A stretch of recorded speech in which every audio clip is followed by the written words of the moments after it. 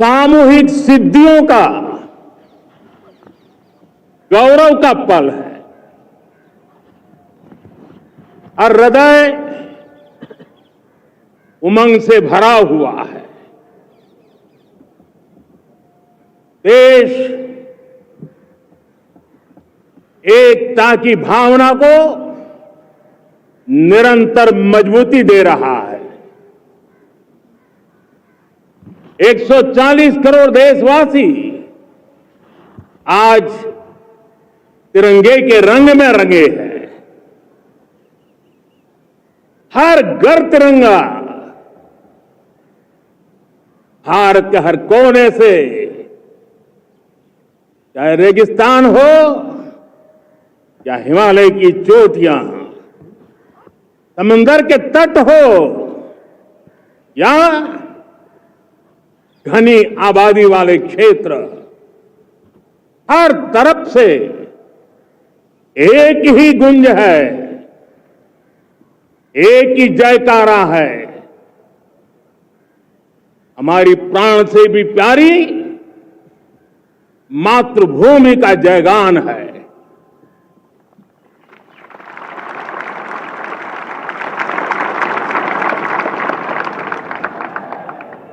मेरे प्यारे देशवासियों, सन 47 में अनंत संभावनाओं के साथ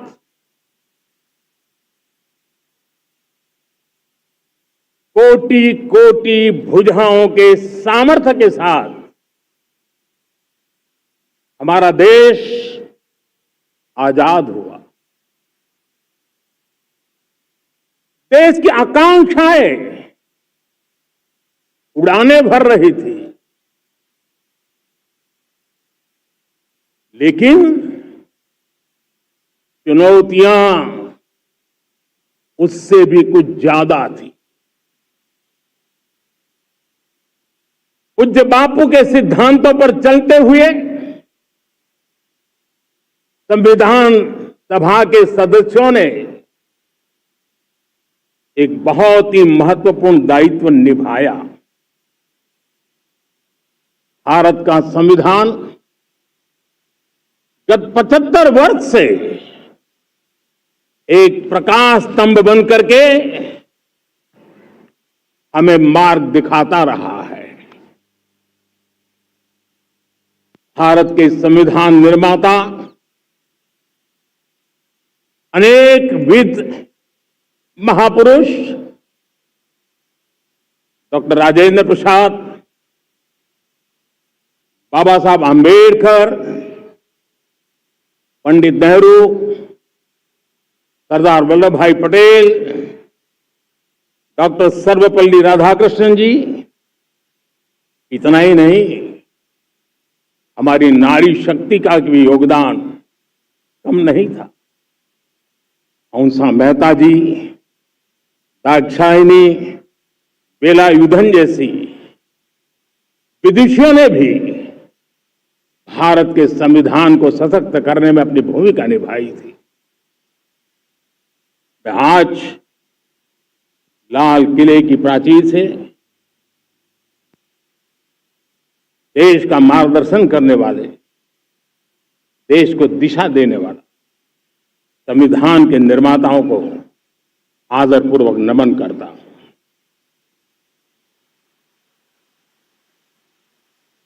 मेरे प्यारे देशवासियों, हम आज डॉक्टर श्यामा प्रसाद मुखर्जी की 125वीं जयंती भी मना रहे हैं। डॉक्टर श्यामा प्रसाद मुखर्जी भारत के संविधान के लिए बलिदान देने वाले देश के पहले महापुरुष थे। संविधान के लिए बलिदान,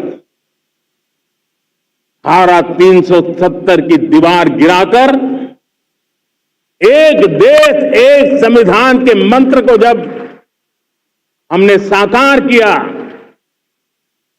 तो हमने डॉक्टर श्यामा प्रसाद मुखर्जी को सच्ची श्रद्धांजलि दी। लाल किले पर आज कई विशेष महानुभाव उपस्थित हैं। दूर सुदूर गांव के पंचायतों के सदस्य हैं, ड्रोन दीदी के प्रतिनिधि हैं, लखपति दीदी की प्रतिनिधि हैं, खेल जगत से जुड़े लोग हैं, राष्ट्र जीवन में कुछ न कुछ देने वाले यहां महानुभाव उपस्थित हैं। एक प्रकार से यहां मेरी आंखों के सामने मैं लघु भारत के दर्शन कर रहा हूं और टेक्नोलॉजी के माध्यम से विशाल भारत के साथ भी आज लाल किला जुड़ा हुआ है।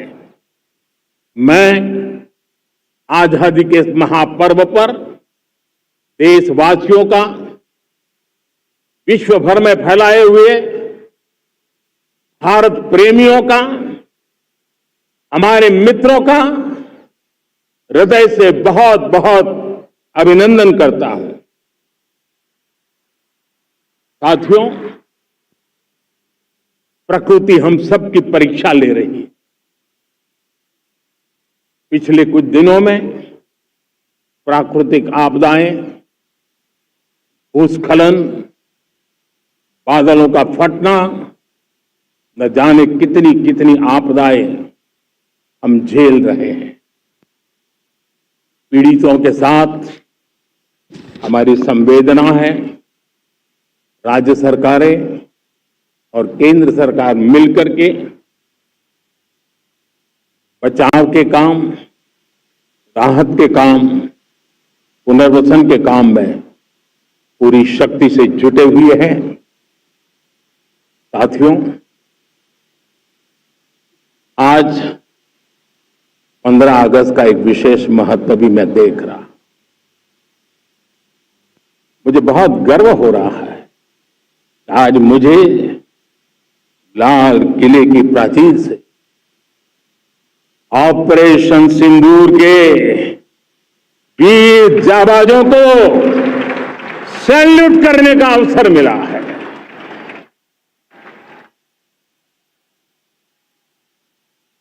हमारे वीर जाबाज सैनिकों ने दुश्मनों को उनकी कल्पना से परे सजा दी है।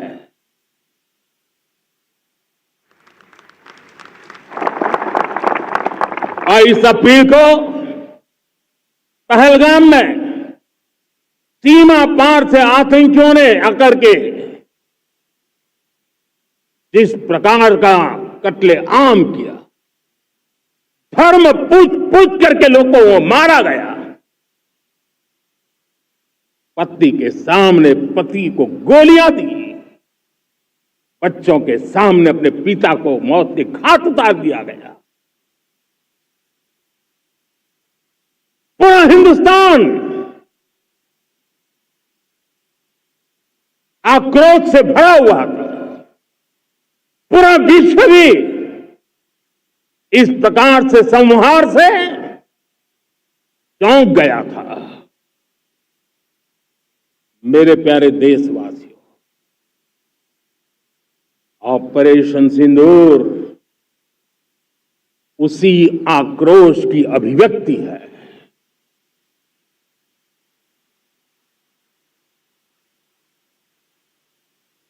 बाईस तारीख के बाद हमने हमारे सेना को खुली छूट दे दी। रणनीति वो तय करे, लक्ष्य वो तय करे, समय भी वो चुने। और हमारी सेना ने वो करके दिखाया जो कई दशकों तक कभी हुआ नहीं था। सैकड़ों किलोमीटर दुश्मन की धरती पर घुस करके आतंकी हेडक्वार्टर्स को मिट्टी में मिला दिया। आतंकी इमारतों को खंडहर बना दिया।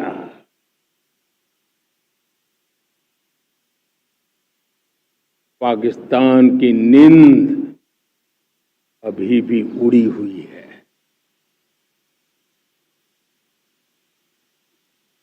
पाकिस्तान में हुई तबाही इतनी बड़ी है कि रोज नए नए खुलासे हो रहे हैं, नई नई जानकारियां आ रही हैं। मेरे प्यारे देशवासियों, हमारा देश कई दशकों से आतंक को झेलता आया हुआ है। देश के सीने को छलनी कर दिया गया है। अब हमने एक न्यू नॉर्मल प्रस्थापित किया। आतंक को और आतंकी को पालने पोसने वालों को, आतंकियों को ताकत देने वालों को अब हम अलग अलग नहीं मानेंगे।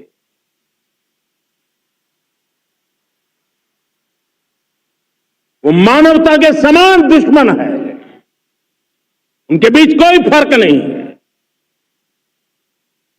अब भारत ने तय कर लिया है कि न्यूक्लियर की धमकियों को अब हम सहने वाले नहीं हैं। न्यूक्लियर ब्लैकमेल लंबे अरसे से चलाया, अब वो ब्लैकमेल नहीं सहा जाएगा।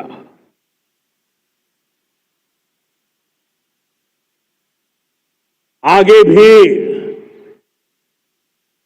अगर दुश्मनों ने ये कोशिश जारी रखी, हमारी सेना तय करेगी, सेना की शर्तों पर, सेना जो समय निर्धारित करे उस समय पर, सेना जो तौर तरीके तय करे उस तौर तरीके से, सेना जो लक्ष्य तय करे उस लक्ष्य को अब हम अमल में ला करके रहने वाले हैं। हम मुंह तोड़ जवाब देंगे। मेरे प्यारे देशवासियों, भारत ने तय कर लिया है, खून और पानी एक साथ नहीं बहेंगे।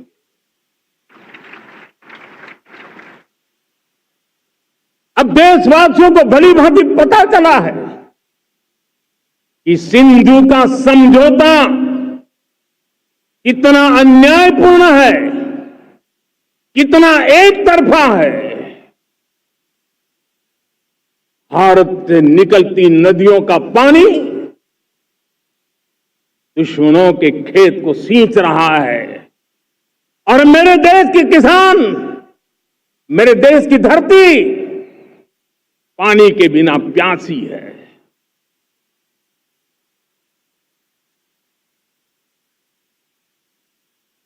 ये ऐसा समझौता था जिसने पिछले 7 दशक से मेरे देश के किसानों का अकल्पनीय नुकसान किया है।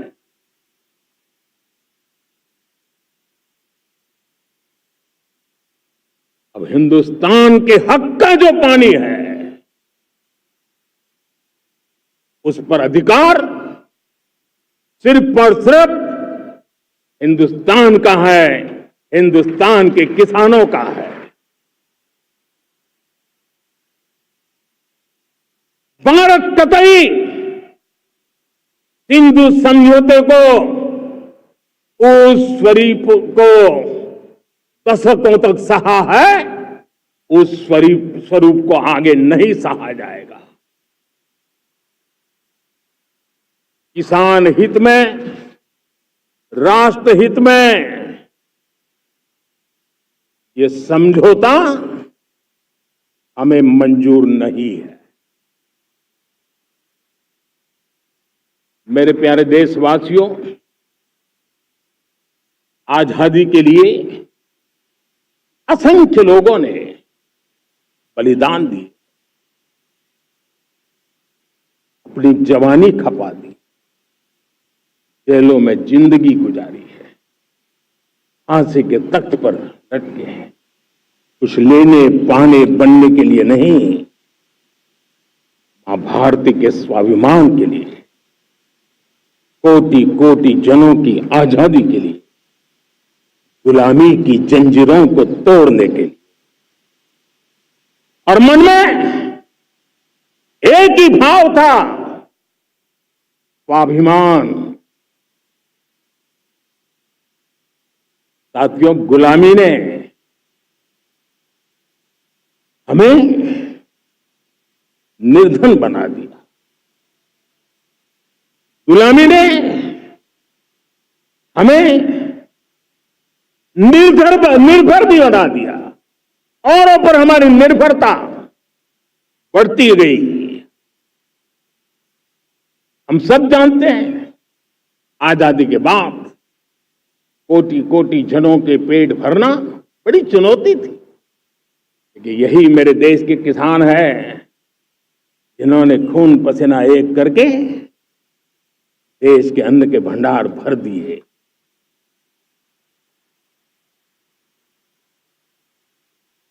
अनाज के संबंध में देश को आत्मनिर्भर बना दिया। एक राष्ट्र के लिए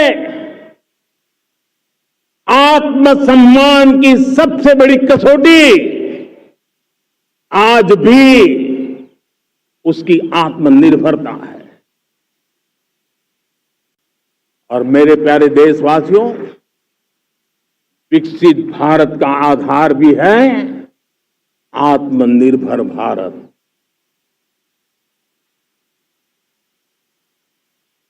जो दूसरों पर ज्यादा निर्भर रहता है, उसकी आजादी पर उतना ही बड़ा प्रश्न चिन्ह लग जाता है। और दुर्भाग्य तो तब बन जाता है जब निर्भरता की आदत लग जाए, पता ही ना चले हम कब आत्मनिर्भरता छोड़ रहे हैं और कब किसी के निर्भर हो जाते हैं। ये आदत खतरे से खाली नहीं है और इसलिए प्रति पल जागरूक रहना पड़ता है आत्मनिर्भर होने के लिए। और मेरे प्यारे देशवासियों, आत्मनिर्भरता का नाता सिर्फ आयात और निर्यात, रुपये, पैसे, पाउंड, डॉलर यहां तक सीमित नहीं है। इतना सीमित अर्थ उसका नहीं है। आत्मनिर्भरता का नाता हमारे सामर्थ्य से जुड़ा हुआ है। और जब आत्मनिर्भरता खत्म होने लगती है तो सामर्थ्य भी निरंतर क्षीण होता जाता है। और इसलिए हमारे सामर्थ्य को बचाए रखने, बनाए रखने और बढ़ाए रखने के लिए आत्मनिर्भर होना बहुत अनिवार्य है। साथियों, हमने ऑपरेशन सिंदूर में देखा है मेड इन इंडिया की कमाल क्या थी। दुश्मन को पता तक न चला कि कौन से शस्त्रास्त्र है,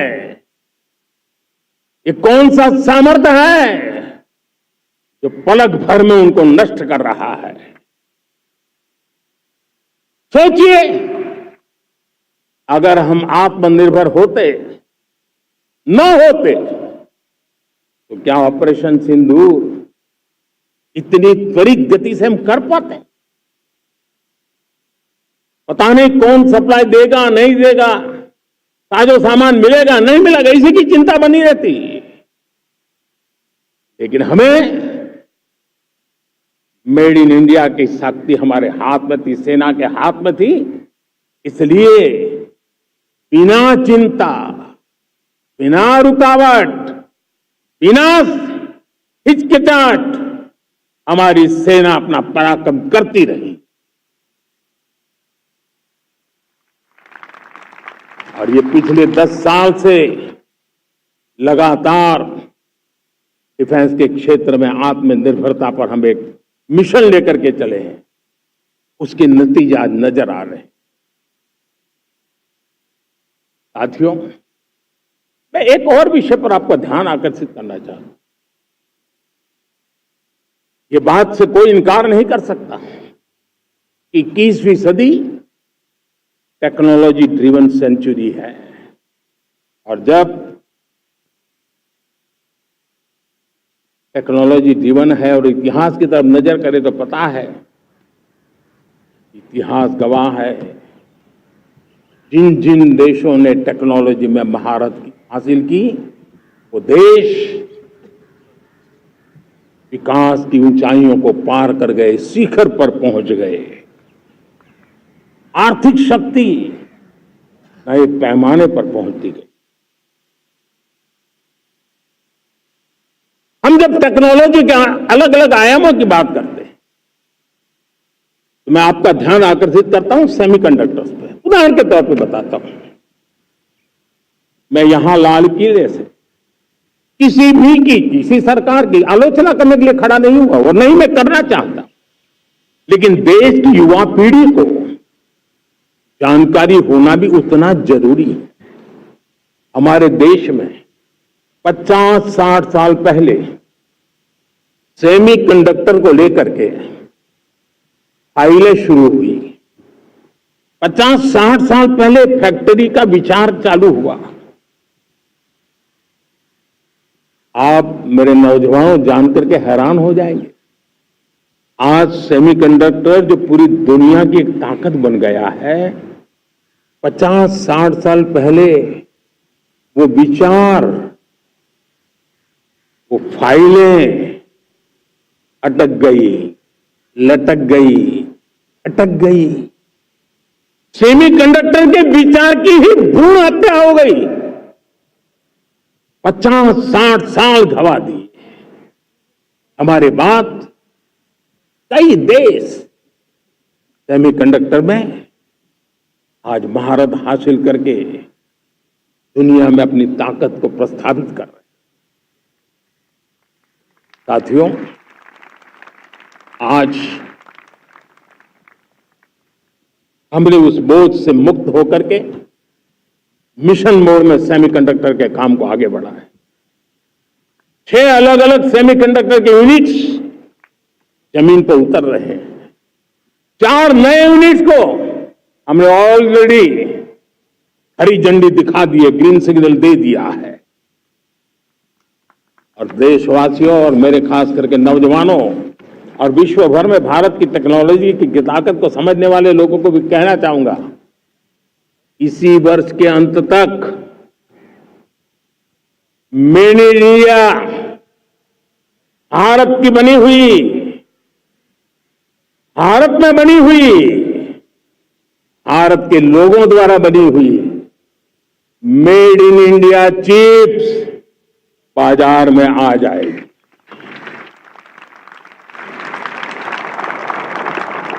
मैं दूसरा उदाहरण देना चाहता हूं। अब ऊर्जा के क्षेत्र में हम सब जानते हैं कि हम एनर्जी के लिए बहुत सारे देशों पर डिपेंडेंट है। पेट्रोल हो, डीजल हो, गैस हो, लाखों करोड़ रुपए हमें खर्च करके लाना पड़ता है। हमें इस संकट से देश को आत्मनिर्भर बनाना, ऊर्जा में आत्मनिर्भर बनाना बहुत जरूरी है। हमने बीड़ा उठाया और आज 11 वर्ष में सोलर एनर्जी 30 गुना बढ़ चुकी है।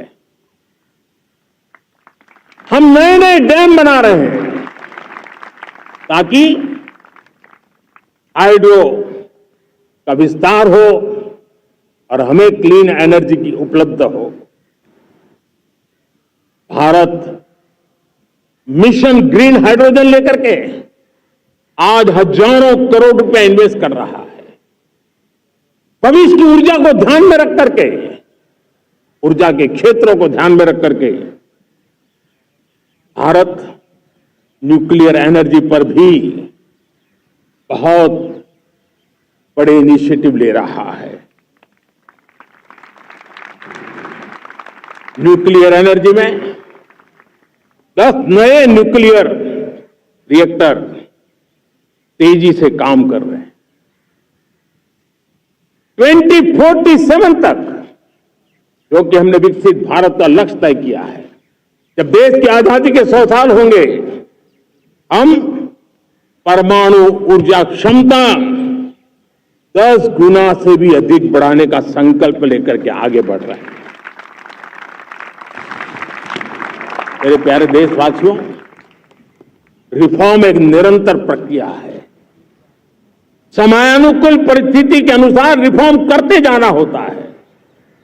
हम न्यूक्लियर एनर्जी के क्षेत्र में बहुत बड़े रिफॉर्म लेकर के आए। अब हमने प्राइवेट सेक्टर के लिए भी परमाणु ऊर्जा को उसके द्वार खोल दिए हैं। हम शक्ति को जोड़ना चाहते। मेरे प्यारे देशवासियों, दुनिया जब आज ग्लोबल वार्मिंग को लिए चिंता करती है, तब मैं विश्व को भी बताना चाहता हूं कि भारत ने तय किया था कि हम 2030 तक क्लीन एनर्जी भारत में 50% पहुंचा देंगे। ये लक्ष्य हमारा 2030 तक था। मेरे देशवासियों का सामर्थ्य देखिए, मेरे देशवासियों की संकल्प शक्ति देखिए, मेरे देशवासियों को विकसित भारत बनाने का संकल्प को पूर्ण करने के लिए उनकी दौड़ देखिए। हमने जो लक्ष्य 2030 में तय किया था, वो 50% क्लीन एनर्जी का लक्ष्य 2025 में हमने कर लिया। 5 साल पहले हमने अचीव कर लिया, क्योंकि विश्व के प्रति भी हम उतने ही संवेदनशील हैं, प्रकृति के प्रति भी उतने ही हम जिम्मेवार लोग हैं। मेरे प्यारे देशवासियों, बजट का बहुत बड़ा हिस्सा ये पेट्रोल, डीजल, गैस, इन सब को लाने के लिए खर्च होता था। लाखों करोड़ रुपए चले जाते थे। अगर हम ऊर्जा में डिपेंडेंट न होते, तो वो धन मेरे देश के नौजवानों के भविष्य के लिए काम आता। वो धन मेरे देश के गरीबों को गरीबी के खिलाफ लड़ाई लड़ने में काम आता। वो धन मेरे देश के किसानों के कल्याण में काम आता। वो धन मेरे देश के गांव की परिस्थिति को पलटने के लिए काम आता। लेकिन हमें विदेशों को देना पड़ रहा। अब हम आत्मनिर्भर बनने की दिशा में काम कर रहे हैं। देश को विकसित बनाने के लिए हम अब समुद्र मंथन की तरफ भी जा रहे हैं। हमारे समुद्र के मंथन को आगे बढ़ाते हुए हम समुद्र के भीतर के तेल के भंडार, गैस के भंडार, उसको खोजने की दिशा में एक मिशन मोड में काम करना चाहते हैं। और इसलिए भारत ने national deep water exploration mission शुरू करने जा रहा है। ये ऊर्जा इंडिपेंडेंट बनने के लिए ये हमारी महत्वपूर्ण घोषणा है। मेरे प्यारे देशवासियों, आज पूरा विश्व क्रिटिकल मिनरल को लेकर के बहुत ही सतर्क हो गया है। उसके सामर्थ्य को लोग भली भांति समझने लगे हैं। कल तक जिस तरफ ज्यादा ध्यान नहीं था, वो आज सेंटर स्टेज पे है। हमारे लिए भी क्रिटिकल मिनरल्स में आत्मनिर्भरता बहुत अनिवार्य है। एनर्जी का सेक्टर हो, इंडस्ट्री का सेक्टर हो, रक्षा क्षेत्र हो, टेक्नोलॉजी के हर क्षेत्र हो, आज क्रिटिकल मिनरल्स की टेक्नोलॉजी के अंदर बहुत अहम भूमिका है। और इसलिए नेशनल क्रिटिकल मिशन हमने लॉन्च किया है। 1200 से अधिक स्थानों पर खोज का अभियान चल रहा है और हम क्रिटिकल मिनरल में भी आत्मनिर्भर बनने की दिशा में आगे बढ़ रहे हैं। मेरे प्यारे देशवासियों, स्पेस सेक्टर का कमाल तो हर देशवासी देख रहा, गर्व से भर जा रहा। और हमारे group captain Shubhanshu Shukla space station से लौट चुके हैं और आने वाले कुछ दिनों में वो भारत भी आ रहे हैं।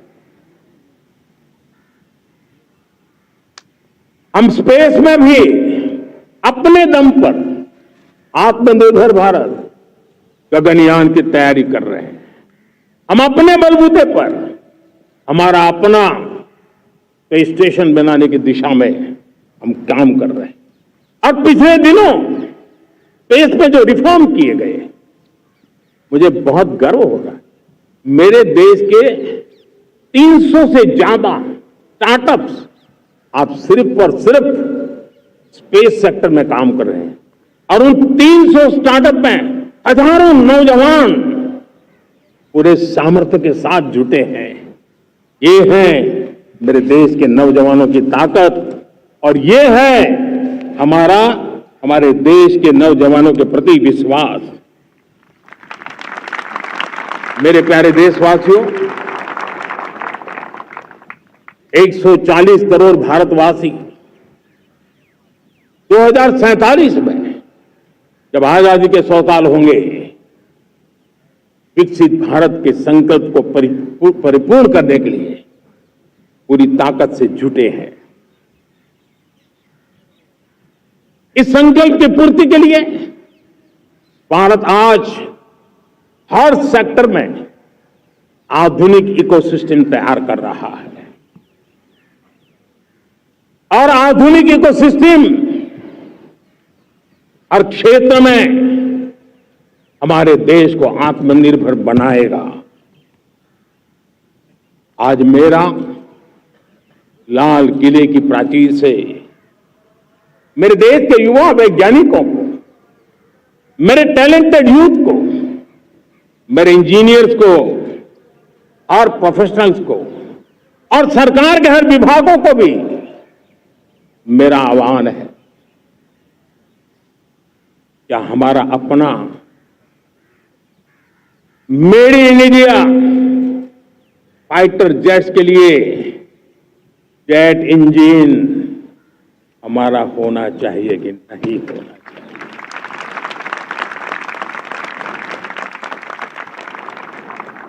हम फार्मा ऑटोमोबाइल माने जाते हैं,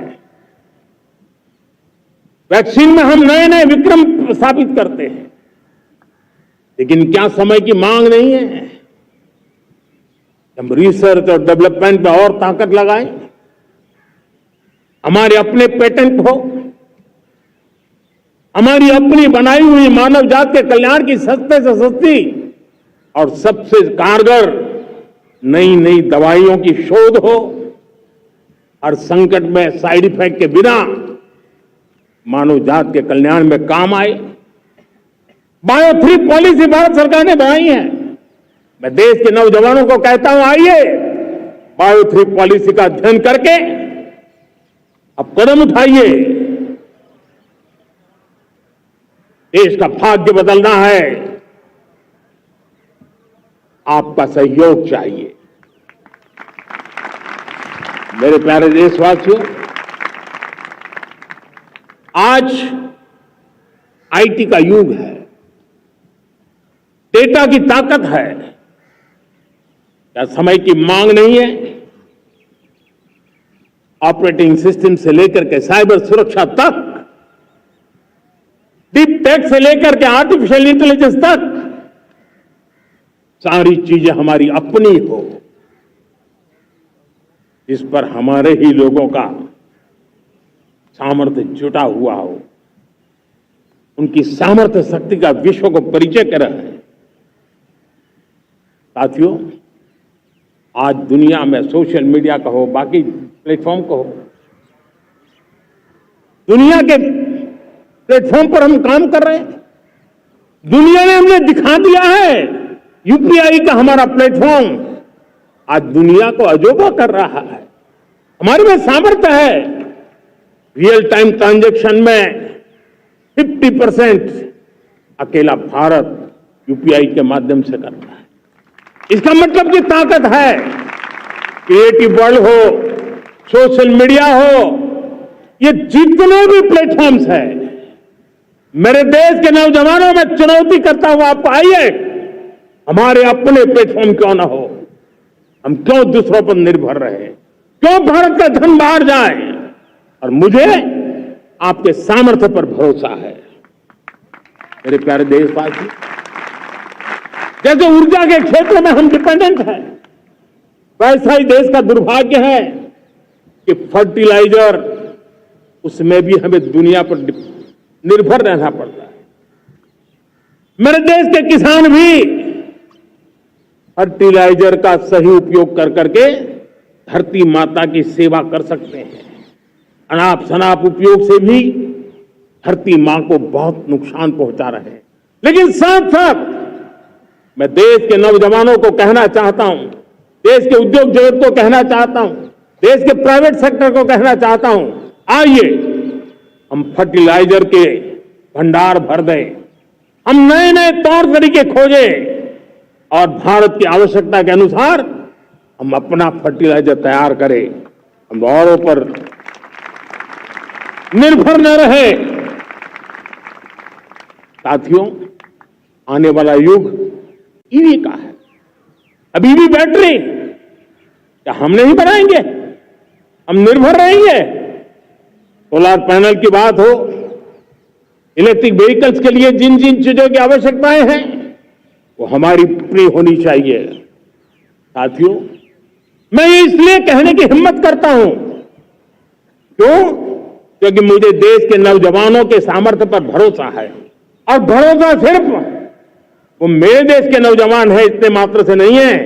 कोविड के समय हम बहुत सारी चीजों पर निर्भर थे। तो मेरे देश के नौजवानों को कहा गया कि वैक्सीन हमारी अपनी चाहिए, देश ने करके दिखाया।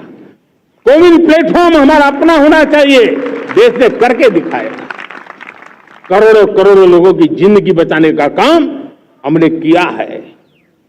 वही स्पिरिट, वही जज्बा हमें जीवन के हर क्षेत्र में आत्मनिर्भर बनने के लिए अपना सब कुछ देना है। अपना जो बेस्ट है वो हमें दे करके रहना है। साथियों, पिछले 11 साल में एंटरप्रेन्योरशिप, उद्यमशीलता को बहुत बड़ी ताकत मिली।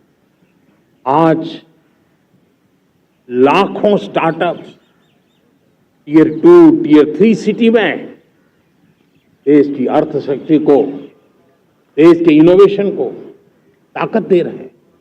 उसी प्रकार से मुद्रा योजना से हमारे देश के करोड़ों नौजवान, उसमें भी हमारी बेटियां, करोड़ों करोड़ों लोग मुद्रा से लोन लेकर के अपना खुद का कारोबार कर रहे हैं।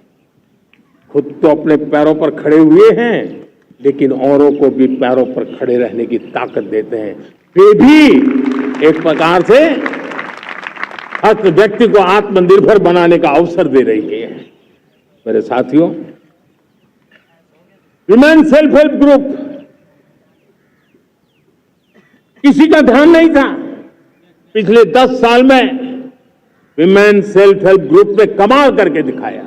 आज उनके प्रोडक्ट दुनिया के बाजार में जाने लगे हैं। लाखों करोड़ों का कारोबार हमारे विमेन सेल्फ हेल्प ग्रुप से। मैंने एक बार मन की बात में खिलौने की बात कही थी। हम करोड़ों करोड़ रुपए के खिलौने विदेश से लाते थे। मैंने ऐसे ही मन की बात में कहा, करे मेरे देश के नौजवानों, ऐसा भी करें इन्हें क्या, किलो भी बाहर जाएंगे। और आज मैं गर्व से कहता हूं कि मेरा देश खिलौने एक्सपोर्ट करने लग गया है। यानी देश के सामर्थ्य को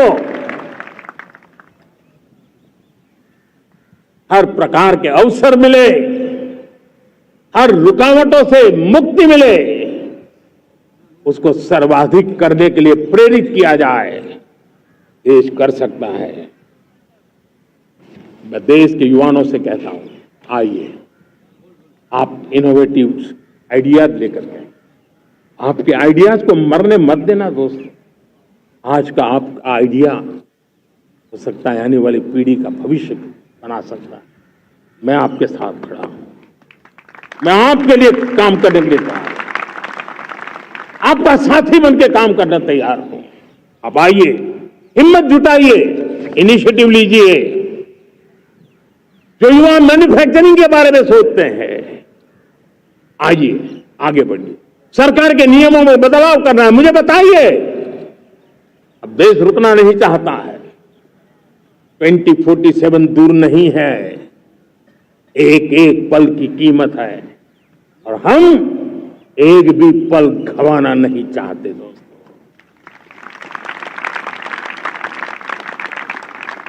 साथियों, ये आगे बढ़ने का अवसर है, बड़े सपने देखने का अवसर है, संकल्प के लिए समर्पित होने का अवसर है। जब सरकार आपके साथ है और मैं स्वयं आपके साथ हूं, तब हम नया इतिहास बना सकते हैं। साथियों, आज नेशनल मैन्युफैक्चरिंग मिशन पर बहुत तेजी से काम हो रहा है। हमारे एमएसएमई, उसका लोहा दुनिया मानती है। ये दुनिया में बड़ी बड़ी चीजें बनती है ना, कुछ न कुछ तो औजार हमारे देश के एमएसएमई के द्वारा जाते हैं, बड़े गर्व के साथ जाते हैं। लेकिन हम कॉम्प्रिहेंसिव इंटीग्रेटेड विकास की राह पर जाना चाहते हैं और इसलिए उनकी शक्ति बढ़े। और उसमें भी मैंने पहले एक बार लाल किले से कहा था, जीरो डिफेक्ट जीरो इफेक्ट। आज कहना चाहता हूं कि हमें विश्व बाजार में अपने सामर्थ्य का लोहा मनवाना है, तो हमें क्वालिटी में निरंतर नई ऊंचाइयों को पार करना। दुनिया क्वालिटी को स्वीकार करती है, हमारी गुणवत्ता सबसे ज्यादा हो और सरकार के भी प्रयास हो, रॉ मटेरियल की उपलब्धि हो, हमारी प्रोडक्शन की कॉस्ट कैसे कम हो, हम उसमें दम रह गए। और साथियों, हम सभी जो उत्पादन के क्षेत्र में लगे हैं, उन सबका मंत्र होना चाहिए, दाम कम लेकिन दम ज्यादा। हमारी हर प्रोडक्ट का दम ज्यादा हो लेकिन दाम कम हो। इस भाव को लेकर के हमें आगे बढ़ना है। मेरे प्यारे देशवासियों, आजादी के लिए अनगिनत लोगों ने बलिदान दिए हैं। मैंने पहले भी कहा, जवानी खपा दी, फांसी पे लटक गए। क्यों? स्वतंत्र भारत के लिए। 75-100 साल पहले का वो कालखंड याद कीजिए। पूरा देश स्वतंत्र भारत के मंत्र को लेकर के जीता था। आज समय की मांग है, स्वतंत्र भारत का मंत्र लेकर के जीने वालों ने हमें स्वतंत्र भारत दिया। आज 140 करोड़ देशवासियों का एक ही मंत्र होना चाहिए, समृद्ध भारत। अगर कोटि कोटि लोगों के बलिदान से स्वतंत्र भारत हो सकता है, तो कोटि कोटि लोगों के संकल्प से, पुरुषार्थ से, आत्मनिर्भर बनने से, वोकल फॉर लोकल की बात करने से, स्वदेशी का मंत्र को जापने से समृद्ध भारत भी बन सकता है।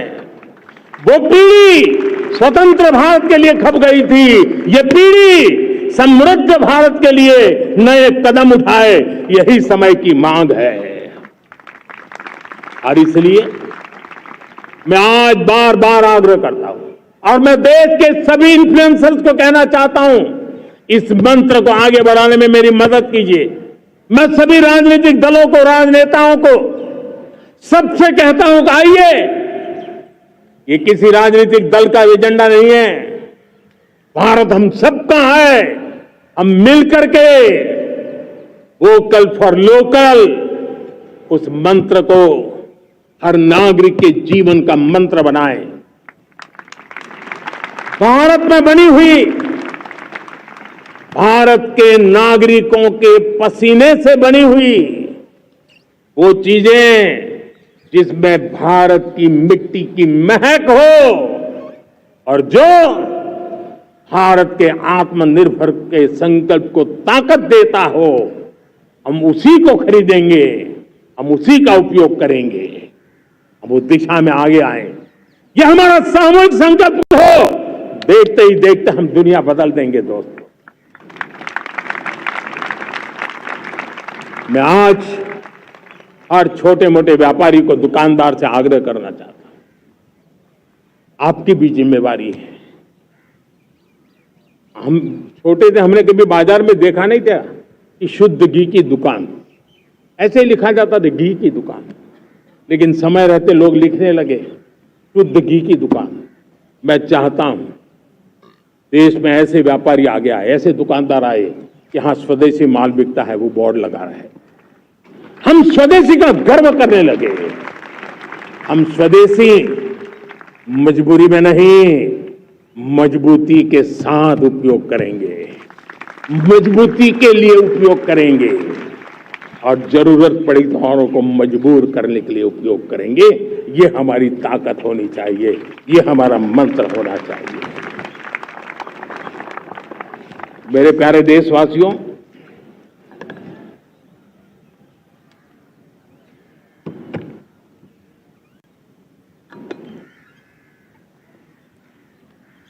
मुझे बहुत लंबे समय से सरकार में काम करने का अवसर मिला है। मैंने कई सारे उतार चढ़ाव देखे हैं। सरकारों की मुसीबतों से भी मैं परिचित हूं, व्यवस्थाओं की मर्यादाओं से भी परिचित हूं।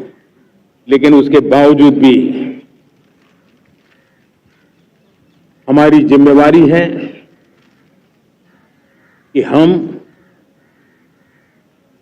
किसी की लकीर को छोटी करने में अपनी ताकत बर्बाद न करें। मैं बड़े अनुभव से कहता हूं, किसी दूसरे की लकीर छोटी करने के लिए अपनी ऊर्जा हमें नहीं खपानी है। हमें पूरी ऊर्जा के साथ हमारी लकीर को लंबा करना है।